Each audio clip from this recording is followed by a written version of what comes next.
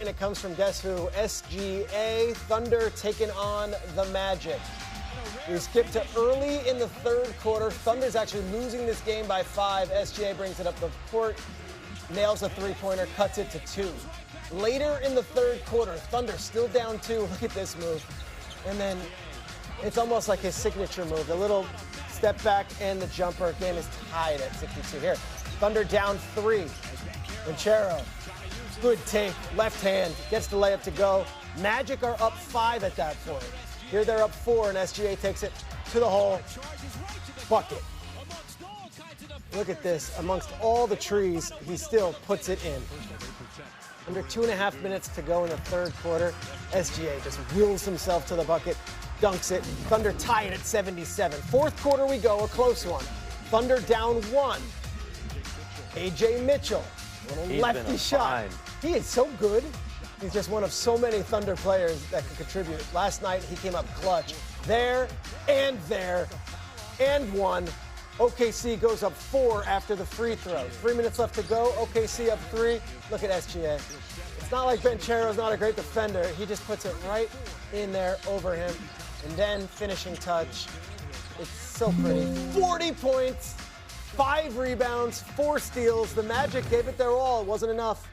SGA's great night clinched the Thunder's 3rd straight playoff appearance. Shea becomes the first Thunder player with a 40-point game on the same day the team clinched a playoff berth since Russell Westbrook dropped 57 back in 2017. We bring in our great NBA crew, Monica McNutt, Shams Charania. Monica, we'll start with you. What do we say about SGA after yet another dominant performance? Golly, the 40 and just so efficient about and going about it. I think you're looking at your MVP, Schrager, Shams. And I get it. I think Jaylen Brown has had a terrific year. He had a great case. Nikola Jokic, if you will, Kate Cunningham as well. But the way that SGA continues to go about what he's able to do, the efficiency, the streak continues, mind you, up to 129 games now with that 20-point mark. The control he has and the impact that he has on both sides of the basketball, this is the best player on the best team and is the best player in the league. Like, the whole sentence in terms of how people equate MVP, it's all check all the boxes. And I would add, they get the very best from their opponent every 100%. night. They're the defending champs. They're on the road. It's a sold-out crowd. And then Shams, it's like 9 in a row. He did it again. He's building his MVP case, and we've searched for other names, and there's been other names certainly that deserve the credit, whether it's Nikola Jokic, whether it's Jaylen Brown, Victor Wembanyama. You think back his last calendar year, scoring title, conference MVP, league MVP, finals MVP, Supermax contract extension. He's had everything come together the last year, but his mentality going into this season internally within the Thunder was what's next. There's no let up with Shai Gilgeous-Alexander. That's what makes him so special, and that's why they've had a ton of injuries that have gone kind of under the radar. J-Dub at the end of it will have missed 2/3 of the season. Isaiah Hartenstein, their starting center, he's been in and out of the lineup all year. They've had other injuries to their other rotation role players, but Shai Gilgeous-Alexander, even though he missed a few weeks, he's still going to be eligible unless there's another significant injury to be an MVP player this year. And home, road, no one does it as consistently. There was this crazy stat I saw. He's the first player in NBA history with 800 points, 55% field goal, 45% from 3 over a 25-game span on the road. He's dominant.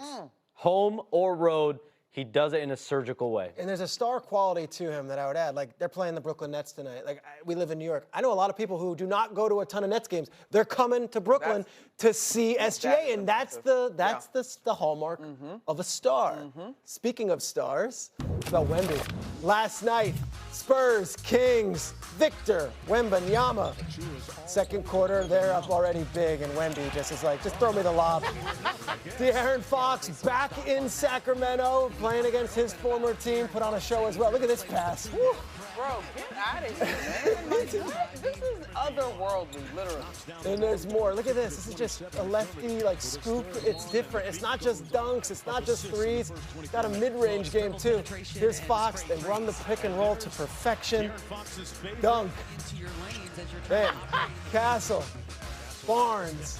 Wemby from 27 feet away. Drains it. Not done. Says, give it to me one more time. It's a three-party, baby. It sure is, and they reined them in last night. They had 19 three-pointers last night. Spurs absolutely blow out the Kings. De'Aaron Fox going back to Sacramento, like I said. Spurs shot the lights out, going 25 of 49 from deep. That's a franchise record for most threes in a game. San Antonio now 19-2 since the start of February. We just did a parade and a coronation for SGA. What do we make of Wemby? So just as dominant as Shea is on offense and Anthony Edwards and Nikola Jokic, guys like that are on offense, Victor Wembanyama is just as dominant on defense. And you think about players being feared, he's as feared as anyone in the NBA because whether you're in Oklahoma City, whether you're Denver, any other Western Conference team, never mind the East, they all know the way Victor Wembanyama can change the game defensively. He mucks it up.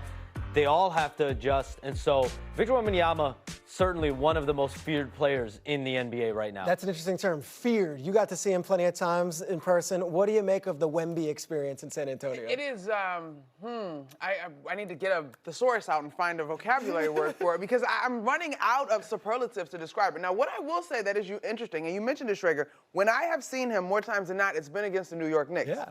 Who have an interesting duo that has actually made his life a little bit more challenging when you look at the way that Karl-Anthony Towns and Mitchell Robinson have been able to defend him. Now, I'm not saying that it's easy. I'm not saying that they necessarily would be able to do it in the nature of a series. But the thing that I am watching with Wemby is what will be the adjustments come postseason time. How will teams play him physically? Can he stay out of foul trouble? Which, for the most part, is not an issue when it comes to him. But in the nature of the postseason and in a series, what does that look like? But I will tell you this. If they want to knock down 25 threes and shoot 51% from the three-point line, then Wemby there's no pressure on him because he's going to be able to have all this room to operate with tremendous amount of space. And as Shams teed up, defensively, he just continues to grow. He's already so great. All right, so Shams, I remember when he was coming into the draft, like we were watching these like pirated feeds of these French, games of trying to see the highlights because you'd hear such elaboration and hyperbole about how good he was. Here he is in year 3. Has he exceeded the hype from when he was even coming in the league? His progressions, the way he's elevated, and then even just his demeanor, that's changed everything about how the San Antonio Spurs operate as far as if this player is this determined, this good, this quick, we have to go for it. And so they went out last year, did the De'Aaron Fox trade, but a lot of it has been internally. You get Stephon Castle, Dylan Harper back-to-back years in the draft. You already have Victor Wembanyama. And so where the Spurs are and even Detroit in the East, they're exactly where Oklahoma City was 2 years ago, where out of nowhere, 50-plus wins. You make it here as I'm getting alert. That's good. I like that. Here we go. Schefter takes that and then storms off to like that. But for me, they're on that track of Oklahoma City, and it's not bad to be compared to the Thunder. Shams, if you ever want to take a call from a source on air, we welcome that here. Coming up, we got a blockbuster.